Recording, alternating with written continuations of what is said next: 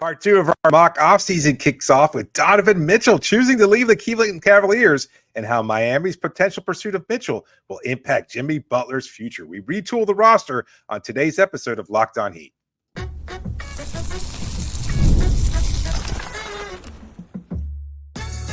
You are Locked On Heat, your daily Miami Heat podcast, part of the Locked On Podcast Network, your team every day. Yes, you're back. Locked On Heat, your everyday podcast on the Miami Heat. Whether you're tuning in on YouTube, Odyssey, or your favorite podcast app, thanks for making Locked On Heat your first listen every day, Monday to Friday. I'm Wes Goldberg, editor at allyoucanheat.com, here with David Ramil, both of us credentialed Heat media members. Excited about part two of today's Miami Heat mock off-season simulation.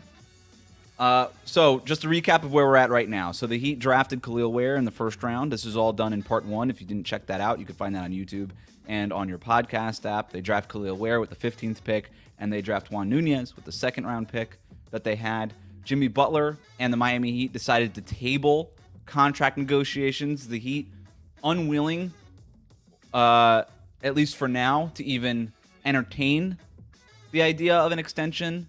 Pat Riley making it clear to Jimmy Butler that he'd rather wait until next summer when they really have to make that decision. Jimmy Butler and his representation deciding, you know what, if you're not, we'd be willing to maybe ask for a trade, but we're going to see whether or not you can improve this roster around us. Both sides agreeing to at least table those contract negotiations for now. And that brings us to Donovan Mitchell, who also decided that he's not willing to give Cleveland a long-term commitment because they're not offering the sort of stability and winning environment that he thinks he needs to win at the highest level. And so now the Cavaliers are opening up the phone lines. They are listening to offers for Donovan Mitchell, although not shopping aggressively Donovan Mitchell. So we've got a few teams that are going to be calling Cleveland in regards to Mitchell. The Miami Heat, of course, Brooklyn, the Lakers, and the Pelicans are all expected to be on the phone with Cleveland. Where do you want to start, David? Should we just start with non-Heat teams, or should we start with the Heats? Let's just start with the Heat. Let's get to what their first offer is going to be. So we've got you are representing the Miami Heat's front office in this exercise. I'm representing essentially everybody else, I guess, involved, which is a lot of work, but I'll do my best. So, all right, you call up Cleveland Cavaliers GM Kobe Alton, and you say what? You needed some scoring off the bench this season, and we think we have the perfect player, a proven sixth man of the year candidate, a sixth man of the year winner in Tyler Hero that can bolster your roster immediately and provide high-level elite scoring off the bench to make you a much more complete team than what you have now. You're going to keep Darius Garland. He's not going to request a trade now that Donovan's leaving. Your roster is basically set. So you get Tyler Hero from us, and you get your pick of either Jaime Jaquez Jr., who is a fantastic wing player and we think is going to be the next Jimmy Butler in terms of his career ceiling, or Nikola Jovic, who is a fantastic 20-year-old player with playmaking ability at 6'11". He can space the floor, a starter in the playoffs at age 20, and we can include 2 first-round picks along with that package right there of Tyler and either one of Jaime or Nico. And then how many picks? 2. So not including Khalil Ware, who you just selected. Correct. So your picks are in 2029 and 2031. Okay, any swaps? Would you be willing to include swaps? Sure. Okay, we would want all the swaps. Okay, fair enough. That was easy. All right, so we're talking about Hero, Jaime. In order to get some of the to meet some of the salary matching standards, we're going to need 2 more small contracts from you. So we're looking at Orlando Robinson's non-guaranteed deal. You can let Orlando Robinson know that he'd be included in the trade and then probably waived before the start of the season. And then we're going to need did Thomas Bryant opt out? He opted out, right? He opted out. Yeah. So you guys no longer have him. So we're going to need Josh Richardson, who opted in order to facilitate this trade. I mean, it's a non-negotiable. Otherwise, it doesn't work under the CBA. Or if I can include an extra first-round pick. No. Well, you can include Khalil Ware, and then that satisfies it because once you sign him to his $5 million contract, and we would love to have Khalil Ware. No, I think I'm more comfortable including Orlando Robinson and Josh Richardson at this point in time. All right, so then the deal that you have offered us is Tyler Hero, Jaime, Josh, Orlando, 2 And first-round picks, and pick and swaps. 2 swaps. Okay, very good. We'll let you know. Ding. That's the sound of the phone hanging up. Is it ding? I guess I don't know. I don't know. You don't hear Or I anything. guess it's an iPhone now these days, so it's just probably there's no sound. Probably Okay. a conference call. Yeah, speakerphone. You think they conference call? They probably conference call. Let's see why not. Yeah. Who conference calls? All right. Now we got to figure out who's who. So do you want to? Why don't you be? I don't know. Why don't we just kind of go through this? The Lakers are calling. Kobe Altman, ring ring. Hey, this is Rob Pelinka. That's been nice. Hang up. Boom. Done. No Lakers conversation. No Lakers conversation. No. Not He's like, interested in no, Austin please. Reeves. He texts Kobe Altman. Come on. Austin Reeves, Rui Hachimura, and 2 future first-round picks, and we'll even include who we took this year. And he's like, yep, no, thanks, pass. I mean, that's really it, right? Like, they can't really, they could throw in a Jalen Hood-Schifino, who they picked last year. It's like, okay. What about LeBron James? Okay. Kobe Altman says, what about LeBron James? And then Rob Pelinka's like, why don't you be serious? And then he hangs up too. So there's no agreement there. All right, okay. Moving on. The Brooklyn Nets are calling. Kobe Altman picks up. The Brooklyn Nets offer Cam Johnson, the one and only, and 4 first-round picks. And I think they have to include something else. They would have to include another contract, such as, like a Dennis Schroeder or a Dorian Finney-Smith. So they're going to offer Dorian Finney-Smith, Cam Johnson. That'll do it. Yeah, Dorian Finney-Smith and Cam Johnson. So Cleveland gets their wings and 4 first-round picks. Their first-round picks, as a reminder, are not owed by them. So they've got a 2025 pick from Phoenix. They've got a Philadelphia pick in 2027, a Phoenix pick in 2027, and then they don't have their own. They can't trade their own pick until 2029, where they have their own and a Phoenix pick. They have a Dallas pick in 2029, and then they have their own pick also in 2030. So they'd be willing to include 4 of those. But like the Phoenix pick, I don't know what that's going to be worth. The Dallas pick, I don't know what that's going to be worth.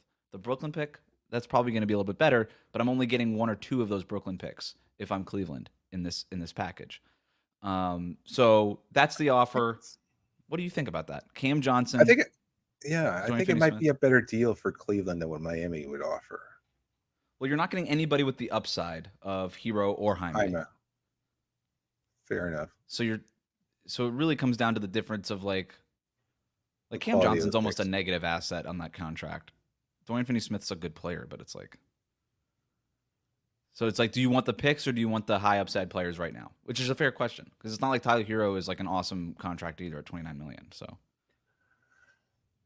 So with losing Donovan Mitchell, it's an interesting question. With Donovan Mitchell gone now, you might not necessarily be a contender, but with whatever roster acquisitions you have or you can make in the trade for Mitchell, you could still be in playoff contention, and maybe even again, we just talked about this in the last episode.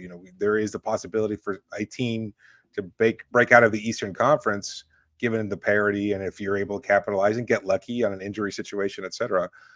For Cleveland's plan, would it be better for them to have Tyler and Jaime, Josh, etc., and be able to still get picks from Miami?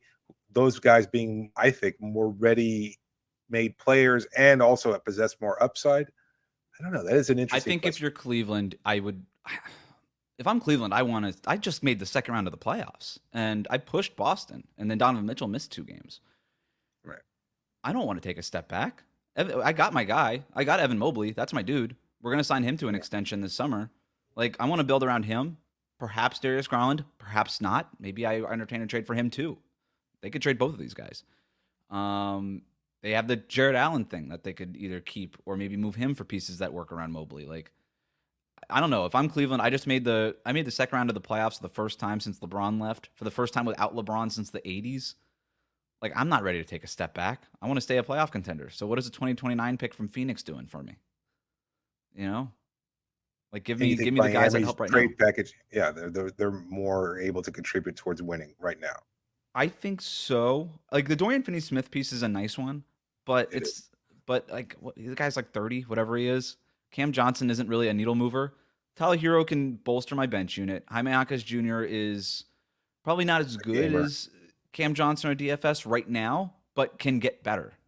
And I like that. And his, like, I'm not looking for 30-year-olds. I'm looking for guys who fit Mobley's window, but I don't want to take that major step back either. So I'm not even necessarily arguing on behalf of Miami's package here, because there's going to be other packages that probably are better than that in terms of win now. But if I'm Cleveland, I want more of a win now package.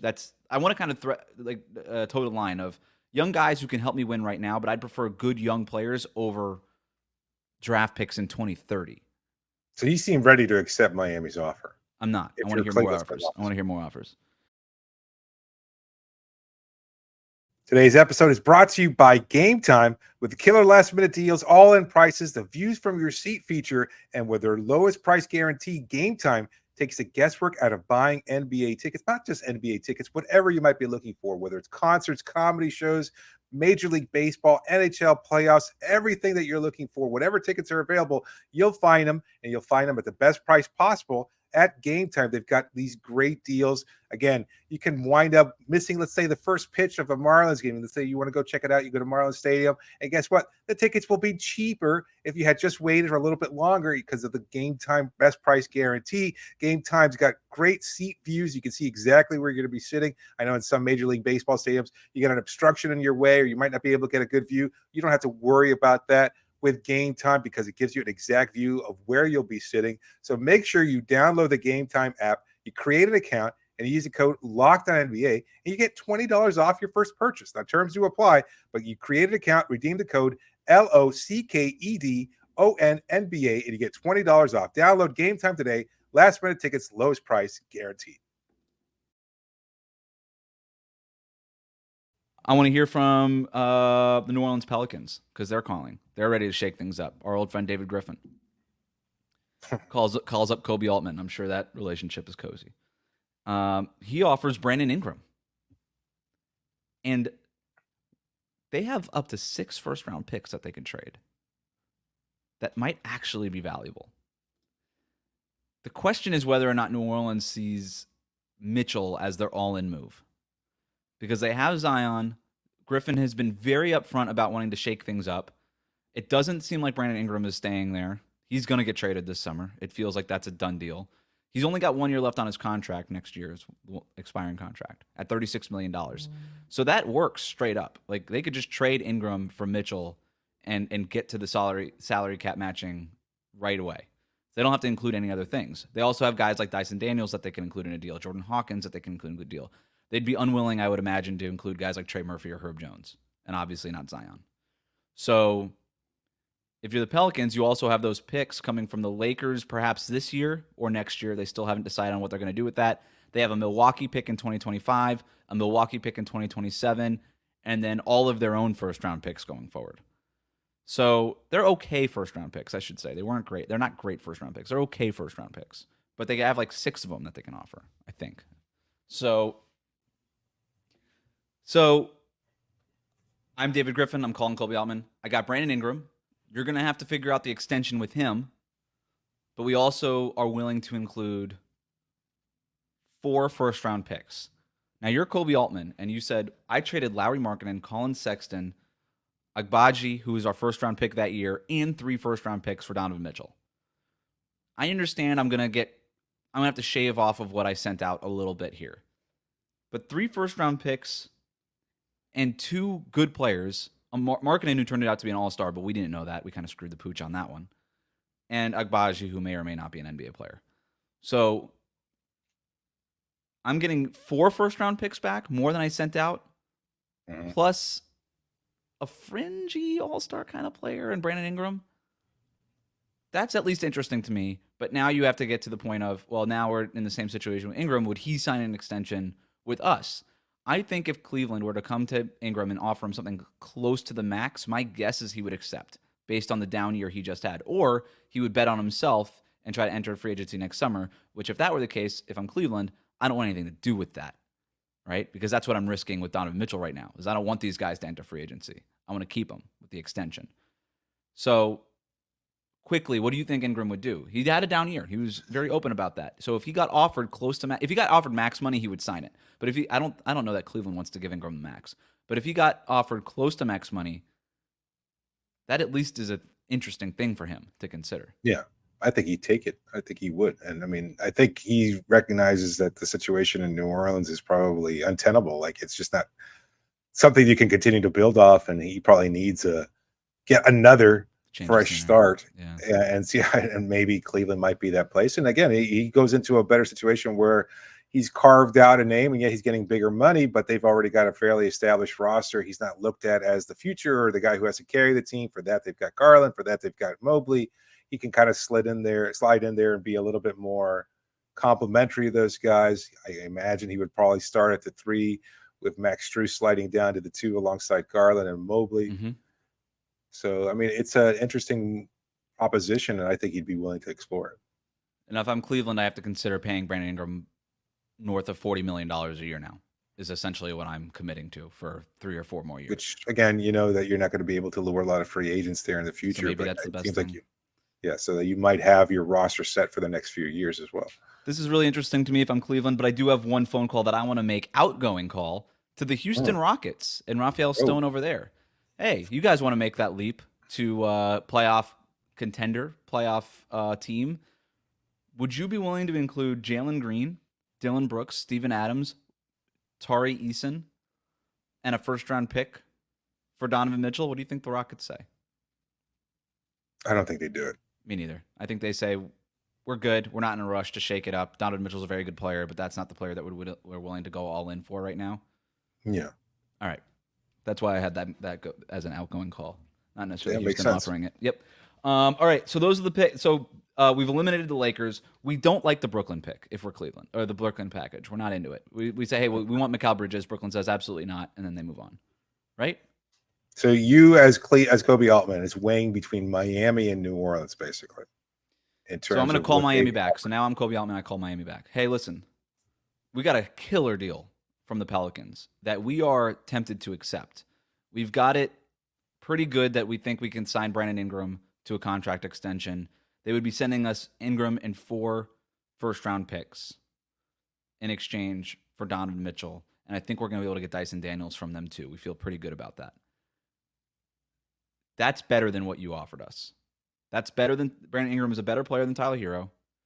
Jaime Jaquez Jr. is a good young player that we'd be excited about getting. But if we're able to get Dyson Daniels, we feel just as good about Daniels as we do about Jaquez. And they have 4 first-round picks, and you have 2. And you're not willing to include Khalil Ware, and we understand that. But right now, we were thinking about going with that Pelicans offer, unless you can beat it. Miami doesn't have anything else to offer. We don't have. As Miami, he's representative, aside from the addition of Ware. Mm-hmm. I mean, Ware and Nikola Jovic. Jovic would be the guy. That's giving up. We're very excited about Jovic. We think he's got a very high ceiling.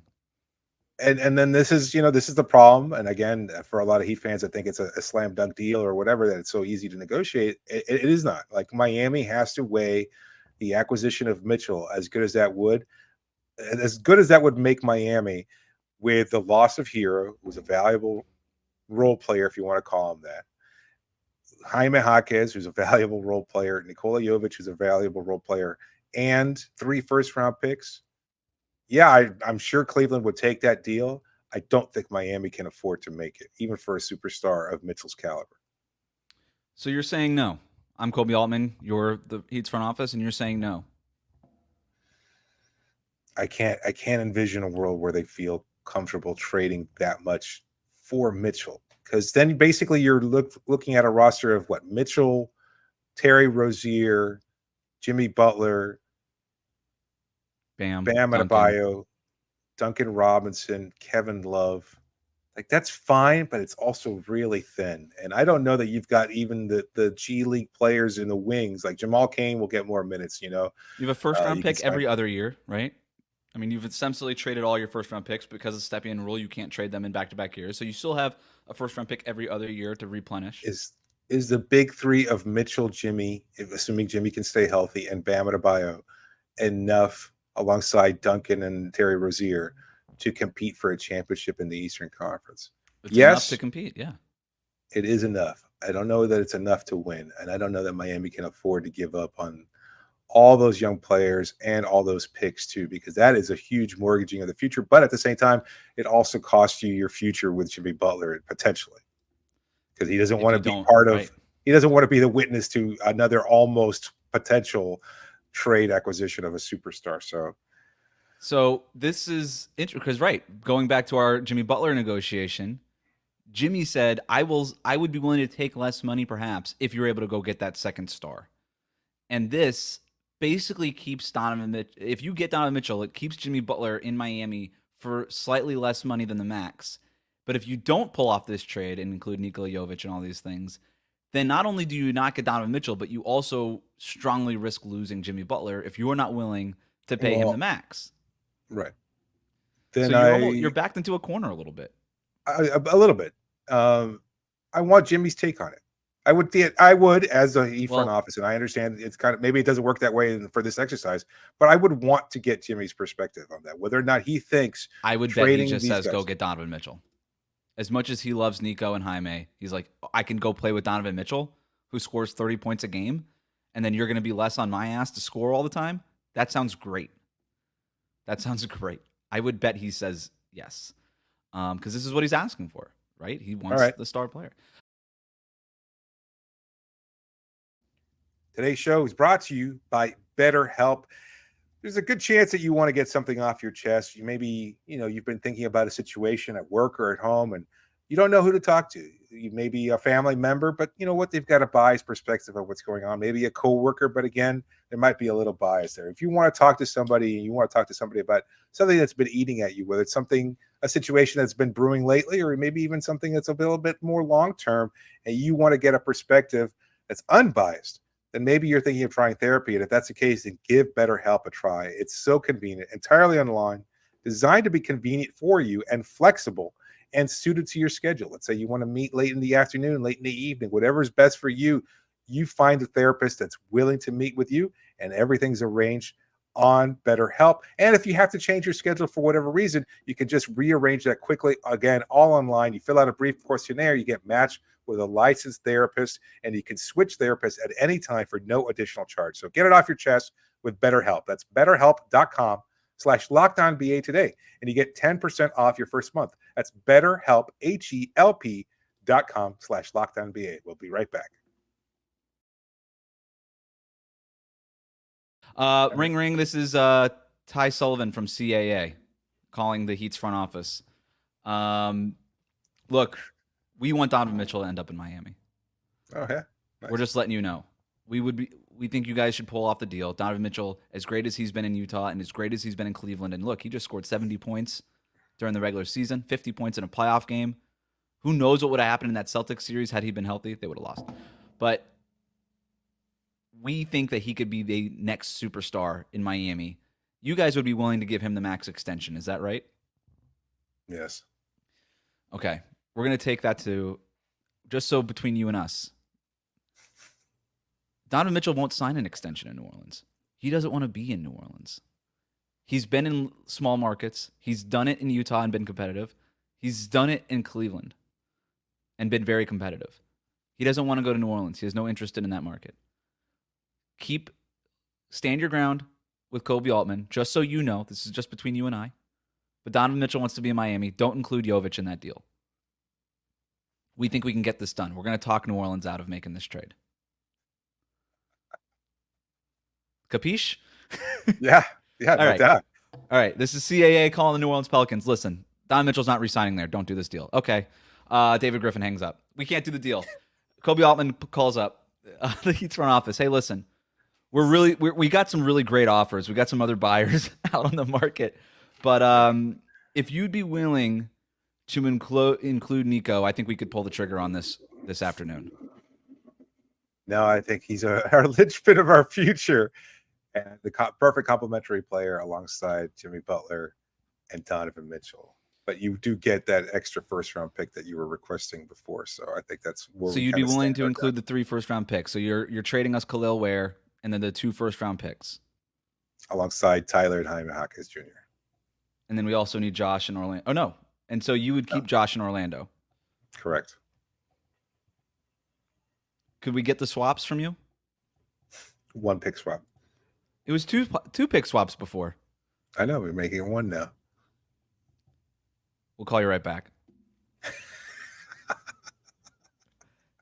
Hey, Brooklyn, would you want to include Mikal Bridges? Still no? Okay, crap. All right. Houston, nope, not answering my calls. Lakers, about that LeBron James thing? No? Jeez. All right, I'm Kobe Altman. Call up Pat Riley. Pat, you have a deal.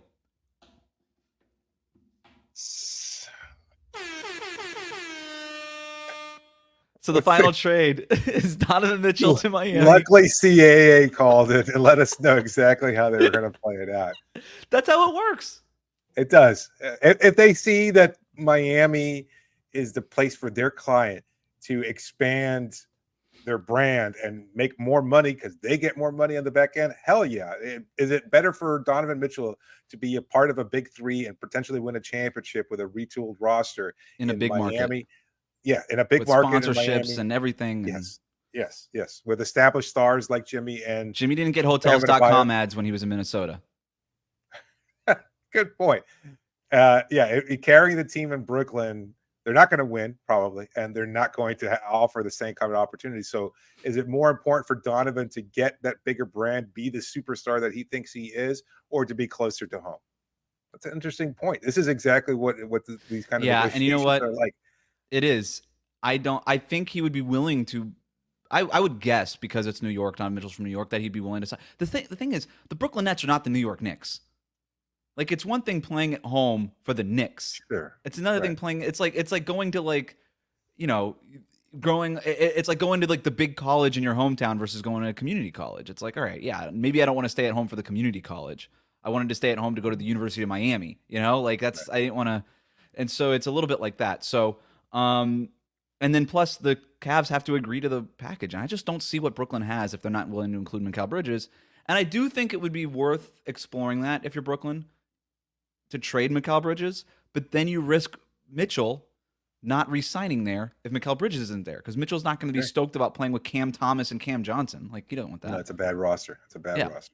So there we go. We got Donovan Mitchell in Miami for Tyler Hero, Jaime Jaquez Jr., Khalil Ware, 2 first-round picks, and a swap going to Cleveland. Now we go back to Jimmy Butler. Hey, look what we just did. Or no, I guess that's you. And now I'm Jimmy Butler. I'm Jimmy Butler and Bernie Lee in this situation. So let's begin these. Let's retalk these negotiations. So our feeling is that you would opt out of next year, but you increase your window now with the addition of Mitchell. It's going to help your longevity. We feel like we can be a title contender. We didn't give up a lot of assets in order to acquire Mitchell. And we feel we can make the right changes around this big three of you, Donovan, and Bam. Would you be willing to accept a 2-year deal for $80 million? For $40 million a year? So you're asking me to give up $13 million next season? Absolutely not. But you get the extra year for $40 million. I could probably make $40 million even going into my next season that year as a free agent. I'm not gonna take $13 million off my salary next year. No thanks.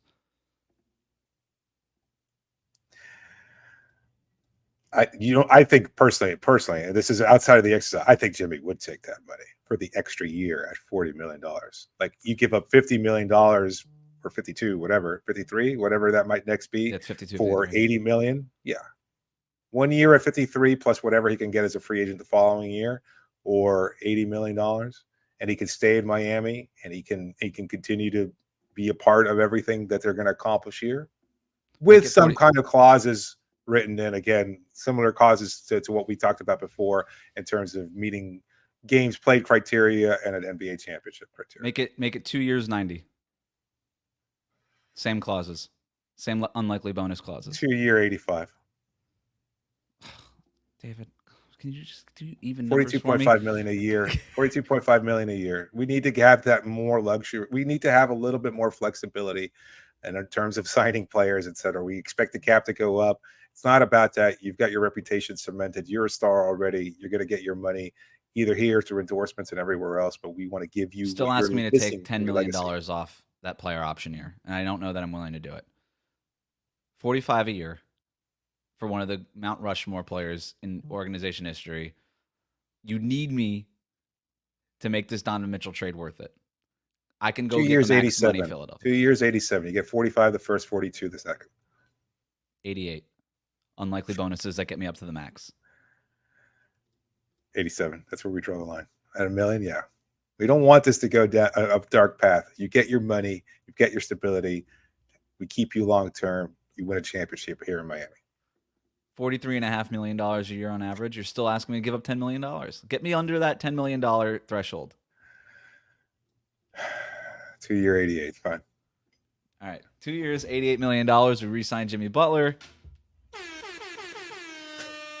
Ridiculous. This whole thing is so stupid. All right. So now we enter free agency. We could do this part relatively quickly because it's almost impossible to do. So we have some other characters out there in the ether. The Atlanta Hawks and Trae Young have their whole thing going on. The Clippers with Paul George and James Harden. LeBron James has his situation. The Warriors have what they've got going on. I want to quickly hit that stuff with just some predictions on what's going to happen because it does sort of impact what Miami does here. So Atlanta, they end up just keeping Trae Young. They don't trade him. They trade DeJounte Murray somewhere else. Atlanta stays in with Trae Young in the division. The Clippers bring back Paul George and James Harden. So the Sixers are a little SOL now because they didn't get Jimmy Butler and they did not get Paul George. LeBron James. Brandon Ingram. Or they did not get Brandon Ingram either unless they call Cleveland and try to get that into a three-team trade. LeBron James, this leverage thing has been cute. Sitting courtside in Cleveland has been nice. He gets the no-trade clause that he wants, ends up returning to the Lakers. The Warriors re-sign Klay Thompson, and then they waive Chris Paul in order to facilitate that and reduce payroll. They try to shop Chris Paul around. It doesn't work. Nobody wants him at $30 million, even non-guaranteed. There's nobody out there with a huge enough salary dump that makes sense for Golden State to take on that extra money. So the Warriors are just going to go out and waive Chris Paul. So Chris Paul now becomes a free agent, unrestricted free agent. We've got Chris Paul and some other free agents that I want to talk about. Tobias Harris, Jonas Valanciunas, Kyle Anderson, Gordon Hayward, and Kelly Oubre. Now, the Heat are right up against the second tax apron still. After all these trades, they did not necessarily reduce payroll here. So the Caleb Martin thing, he's going to go sign the MLE somewhere else. The Heat don't have that kind of money. They were not able to clear money in this trade. Unless they can't really get into the conversation with any of these guys who I think would be at the top of the list, whether it's a Jonas Valanciunas or a Tobias Harris or something like that. But the Heat were able to keep Nikola Jovic. So right now, what is Miami's starting lineup? It's Donovan Mitchell, Terry Rozier, Jimmy Butler, Jovic, Bam, and you still have Duncan Robinson coming off the bench, Kevin Love coming off the bench, and Josh Richardson. And I suppose Orlando Robinson for now on that non-guaranteed deal. So that's right. We have other free agents that we could talk about. Miami's own DeLon Wright, Patty Mills, Haywood Highsmith. Are we able to negotiate a deal with who would you of that group? Who do you want to try to bring back here? From Miami's free agents, Correct. My targets would be DeLon Wright and Haywood Highsmith. Okay. I will take on DeLon Wright's representation now. You get a better momentum. Deal. All right. Haywood that's all you Highsmith. have. I mean, that's all you. Yeah, that's all the Heat have. So, Haywood Highsmith now. That I don't know how much we can't potentially offer anything beyond. So you do have you have the bird rights on Highsmith, I believe. We can't go past it for Haywood Highsmith. You can go a little bit past, and I think without having to check the salary cap table here, you have probably, if you waive Orlando Robinson, you probably have about like $4 to $5 million, but that's before you fill out the rest of the roster, right? So you could still go over the veteran minimum to bring back Highsmith, but it still counts towards going up against that second tax apron. We can't re-sign Haywood. Haywood will circle back if he doesn't get a more lucrative offer elsewhere. And he does. So Haywood Highsmith is gone. Okay. So I don't know where he ends up. Sacramento. Good for him. I would be willing to look among the rest of the core free agents there that we mentioned. Yes. I think Kelly Oubre you can add as a free agent. I think you could also add. So let's just pick one. We'll start. We'll pick one and we'll start the negotiation. Let's start with Oubre. I think he's a more valuable player at this point. Well, look, the Sixers missed out on Paul George. They missed out on LeBron. They missed out on Jimmy Butler. They missed out on Brandon Ingram. They're going to go ahead and bring Kelly Oubre back. at $5 or $6 million a year or something. So he's gonna. We appreciate the call, but I don't think you guys can afford us. So Gordon Hayward, it is. So Gordon, you call up Gordon Hayward's representation. They said, look, we understand where Gordon Hayward is at this stage of his career. He would be willing to sign with you at the veteran minimum, but he's going to want to play. He didn't play in Oklahoma City, and he was frustrated by it. He believes he could still contribute. Is he going to be an every night role player for you guys? There is an opportunity for him to prove that, yes. Do you view him as a small forward or a power forward at this stage of his career, or both? Both. I'll bring it back to Gordon. Gordon. Yeah, we had a hell of a pitch a few years ago. I mean, I know. Yeah, you remember that? What was it? 2016? No, 2014. No, 2015. It was after LeBron left. Yeah, it might have been like 2018 actually. Oh, maybe you're right. Whatever. Gordon Hayward. Yes, it was. It was because it was the first game he got hurt with the Boston Celtics. That's was right. Against the Cleveland Cavaliers. It's Dwayne Wade. Yeah, so That's it was 2018. So it was 2018. I remember I was in Texas when that news broke. It was 4th of July. Remember, he waited the whole thing. Oh yeah, on July 5th he said, or maybe late on July 4th he accepted. I think I was in Orlando Summer League. I don't know. That was quite an experience there. All right, so the Heat have added Gordon Hayward at the minimum. Haywood Highsmith walks. Jonas Valanciunas signed elsewhere for the taxpayer mid-level exception that Miami cannot afford. Tobias Harris is signed elsewhere at the taxpayer mid-level exception at somewhere the Heat can't afford. Kyle Anderson, after winning a championship with the Minnesota Timberwolves, decided to re-sign with Minnesota. And look, we just got a phone call from Chris Paul. Oh, okay. Chris Paul says if you could clear out enough money, we would sign with you for the taxpayer, something around the taxpayer mid-level exception at $6 million a year for 1 year on a prove-it deal. But we're going to want to play, and you can't afford it right now, so you have to clear out some money. No. All right. Not interested. Okay. So there it is. That's essentially standard. You offer standard contracts to Jamal Cain and Cole Swider. Standard contracts to both of them. What about Alondas Williams? No, he's still on a two-way. Okay, so then we've got Cole Swider on the contract, Jamal Cain on a standard contract. That means you've got, we kept Josh Richardson, right? Yes. So that's 12 players under contract with Terry Rozier, DeLon Wright, Donovan Mitchell, Duncan Robinson, Josh Richardson, Cole Swider, Jimmy Butler, Gordon Hayward, Jamal Cain, Nikola Jovic, Bam Adebayo, and Kevin Love. Probably need to add another center and probably another forward of some kind, and the Heat can figure that part out. So I think that's essentially, for the most part, the mock-off season, yeah? Yeah. So now, are you starting Rozier with Mitchell, or do you bring Rozier off the bench? I think you bring Rozier off the bench and you start dunking alongside Mitchell. I like that from spacing purposes. I think I'm with you there. And then you've got Rozier coming off the bench, DeLon Wright as an occasional rotation player, but not an every night rotation player. Josh Richardson as your backup guard, and Gordon Hayward. Honestly, if you go out and find like a decent big on the minimum, which they're out there, they're always out there. Thomas Bryant, will he come back? All right, maybe Thomas Bryant comes back. Hey, Thomas, another 1-1, buddy. Donovan Mitchell, Duncan Robinson, Jimmy Butler, Nikola Jovic, and Bam Adebayo as your starting five. You've got Rozier as your super sixth man. Josh Richardson and Gordon Hayward off the bench. And then you've probably got still Kevin Love one more year as your primary backup center. And then whether it's Thomas Bryant coming back or somebody else as an option there. You could still keep Orlando Robinson. That's an option. Keep the guy there. Maybe that's what it is. That might be it. And then and you probably still need to add another big just for bodies, and then and to fill out the depth chart. But that's essentially, so you'd probably have to add two more guys, but that's pretty much it. All right. It's a better roster, and you squashed any problems with Jimmy because you got him to his extension number that he wanted. You acquired Mitchell, and it didn't cost you everything that you had available to you because of the fortunate nature of Donovan not wanting to play in New Orleans. But I think it works. I think a lot of Heat fans would be happy in that sense because you retain Jimmy and you also acquire another superstar in Mitchell. Is that enough to knock off Boston? It could be. In a playoff series, you get that one Gordon Hayward revenge game. Who knows?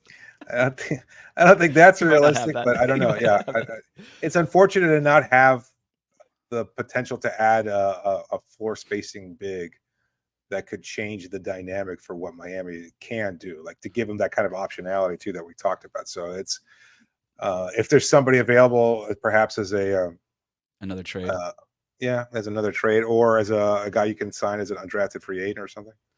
Yeah, sure. I mean, they could certainly kind of get into that whole realm of it, and they do usually scour the undrafted free agent part. We know that there'll be G League guys that they keep an eye on, and they invite to training camp and all these things. Sure.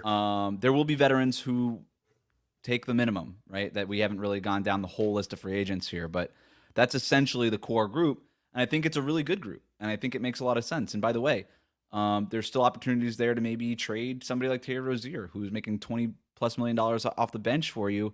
You and I have discussed this before. Rozier, probably not a guy who gets traded this summer because of the concerns with his neck injury. But if he comes out and plays the first 2 months of the season and Miami has a good offer there in January or February before the deadline, then that's something that they can sort of do, is maybe move Rozier for some help in the front court or somewhere else on the roster. So there's still some optionality between this build and what happens at the trade deadline. So and still, like, also, you can always try to salary dump one of these guys too to create some space and maybe go after somebody like Chris Paul wanted with the mid-level exception or something like that. So a ton of options that Miami could potentially have.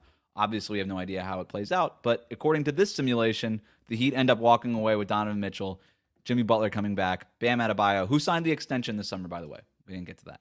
And all of that. So that'll do it for our first Locked On Heat, Miami Heat mock off season. Thanks for making Locked On Heat your first listen every day. And thanks for checking out this full two-parter. Maybe in the future we'll try to condense it down, but I thought that was a good conversation overall, David. So hit the subscribe button on YouTube. Follow us on your podcast app.